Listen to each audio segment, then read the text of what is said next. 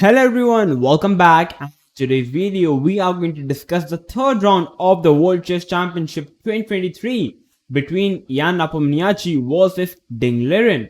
All those who are new to our channel, I must tell them it is the World Chess Championship, and this tournament is going to decide who is going to be our World Chess Champion after Magnus Carlsen. As Magnus Carlsen does not want to defend his title, so we have Ding Liren versus Nepomniachtchi, who came second in the candidates and who came first in the candidates. So the game is going to be interesting. It's the third round. Nepomniachtchi is having the 1.5 points and Ding is having 0.5. Second round was won by Jan Nepomniachtchi, and the player who scored 7.5 points first out of 14 games is going to win the title and going to be the world champion. And if the points remain 7 and 7, then the game is going to go in the playoffs. So we have the third game. Nepo is playing with the white pieces, Ding is playing with the black pieces. So now let's quickly check it out. So Nepo with the white pieces opens up the game with 1d4. Like, in his career, he mostly played the move e4, and he's a very solid e4 player. If you guys know that, he even made a course on the King's Gambit. He's so much onto e4 that he played his entire life e4. So basically, I guess playing d4 must be a surprise to Ding, but not that big, because he must be expecting d4, because d4 is a very common and a very positional opening. So after d4, Ding played the move knight to f6, c4, e6, knight to c3. So guys, on the third move, there are basically two ways for white to continue. White can either go knight f3 or knight to c3. After knight to f3, black is having many options to continue the game. Black can play d5, a very solid opening. Black can even play the b6, the queen's Indian. Black can even play the Bogo Indian, bishop to b4 check, and even c5 is the move. So there are many moves for black, but okay, Nepo played the knight to c3. And in this position, the main move for black is to play bishop to b4, and this opening is known as the Nimzo Indian defense, and it is a very sharp opening that every player must know. I'm definitely going to make a video on it. So after bishop to b4, the line is extremely complicated, and I guess Nepo wanted Ding to enter into this particular variation. But on the third move, Ding actually surprised Nepo by playing the move d5. And okay, it must not have been a shock to Nepo, as Ding, it is a completely playable opening, d5, and Ding have actually many times he played this particular opening, so it's no big deal. So after d5, here Nepo decides to capture the pawn on d5, e5, because capturing with the knight is a bad idea because of e4. White is having a nice center.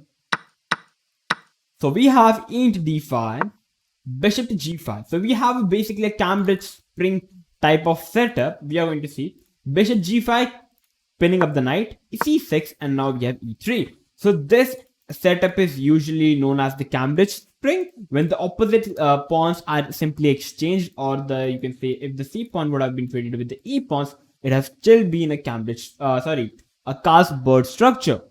It is known as the Carlsberg structure. So yeah, so after e3 we have h6, hitting the bishop, and here bishop to h4, the main move. Keep this annoying pin to the black queen. Bishop to e7, bishop to d3, short castle, queen to c2. So you can just notice how white is keeping the knight on g1, keeping the options open for the knight on g1 to either go on f3 or either go to on e2. Both the moves are extremely playable move, and I guess knight to e2 is the main move in this particular move order. So after queen c2, we have rook to e8, knight to e2, knight to d7, short castle. And in this position, Ding Liren with the black pieces decides to play a5. So the move a5 it's not a move which tells the plan to white what he's planning to do, but the basic idea of playing a5 is to simply grab space on the queen side. He's basically saying to Nepo, I'm simply trying to grab on the queen side, what are you going to do? So after a5, we have a3. And here we have knight to h5 by Ding. So playing a move like knight to e4 is a completely natural move. It is also this particular move is also played by many players in the past. After knight e4, we have bishop e7, queen e7, and the position is equal. After bishop takes e takes, the position is equal, roundabout equal, and there is nothing white can do. So we have knight to h5 by Ding. We have the bishop trade because if you go back with the bishop, the knight can capture, and you must capture the bishop because after queen takes, the knight is pretty awkwardly placed on h5, so it's not a good idea for black. So after queen into e7, we have the move rook to e1, and you can just see how white have successfully got all his pieces on the center and the king side. So basically the idea of white is to play in the center by putting the knight to g3 and trying to play f3 e4. This is the main idea in this particular opening. So after rook to e1, we have knight to f8 by Ding.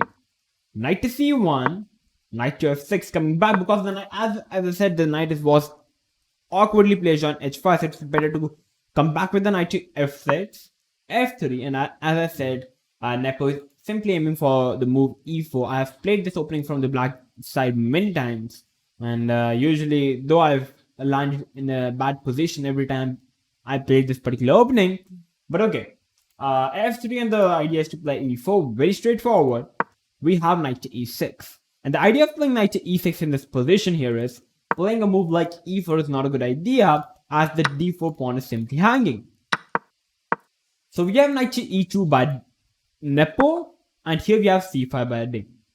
So in this position, the engines are already saying black to push the pawn to b5, and we have this pawn structure where black simply expanding on the queen side, and the position is roundabout equal again. And yeah, that's the idea. But guys, to be true, if I say that this game have already been played, there is already one game in the database played between, you're going to be shocked by listening to the player's name. Anish Giri playing with white pieces versus Ding Liren playing with black pieces. So basically this same position after 16 move, it's the exact same position landed between the game of Anish versus Ding playing with the black pieces. So I don't know what's happening. So after knight to e6, here Nepo made the first change in the game by putting the knight to e2. In the game of Anish, Anish went for the move queen f2, and we have c5, and the game continued, and the game ended in a draw. But we have knight to e2, and b5 is the main move, but in the game we have c5 by Ding. Again c5. So c5 idea is pretty straightforward, I would say. Blacks want to capture on d4, and if white tries to capture, queen c5, and I guess this is going to be a bit annoying for white. And even a move like d4 is a very strong move in this position. So c5 looks a very strong move, a fine move, I would say. Bishop to b5, hitting the rook. So black simply move the rook to g8, open file, I would say, semi-open, I would say.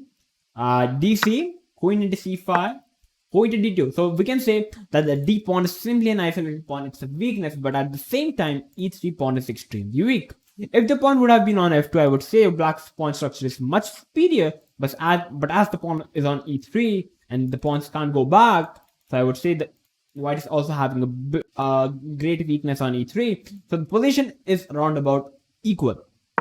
So we have bishop to d7 asking for white to trade off the bishops. Nepo happily traded the bishops.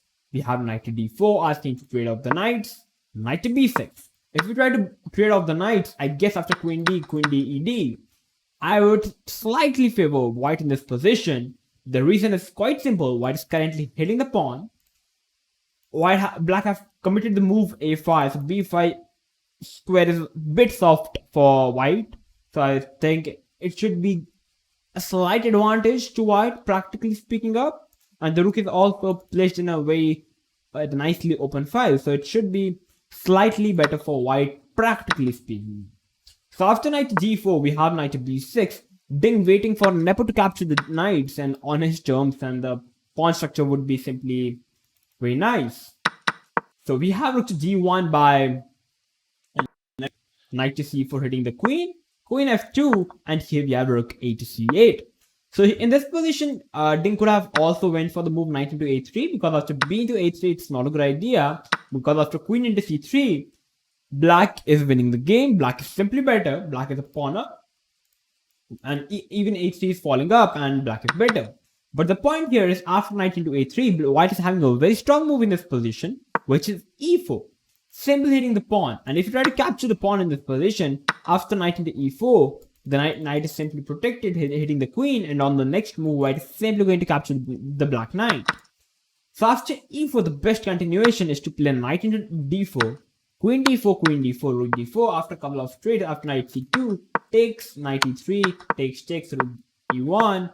In this position, the position is equalish after g3, and yeah, position is equal, and it would be turn out to be a draw. But okay, as you guys know that Nepo is Ding is already a point down in the World Championship, so he wants to keep pushing until he can. So after queen f2, he played the move rook to c8, simply developing the piece. Knight f4, queen e7, rook e1, queen f6, simply maneuvering the queen at a very beautiful square, I would say.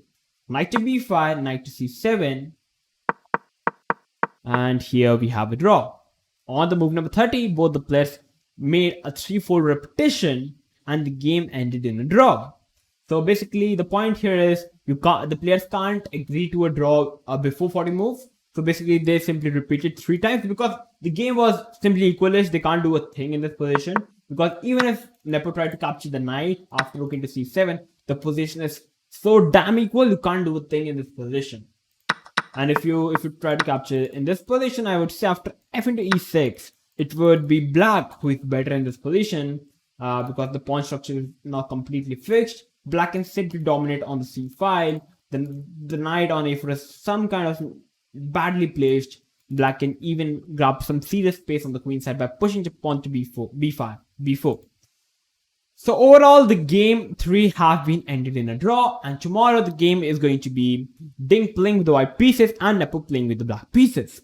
So yeah, this was the game, and I noticed one thing in today's match, that Ding's expression, Ding's focus was completely different from the second round of the match, which he lost, and even from the first round. Like, he wasn't even, I think he was not performing at his best. But after losing one game, he is now completely focused. He's in complete zone of his, and he basically knows now that it is the World Championship and he needs to focus. So now I think we are going to see some interesting upcoming matches. So I hope that you guys will like it. I'm going to make complete recaps of the matches. So I hope that you guys will like it. Subscribe to our channel if you're new to our channel, and if you like the analysis, then make sure to share this video, like the video. And I'm going to see you soon. Till then, stay tuned and keep watching One Shot Chess.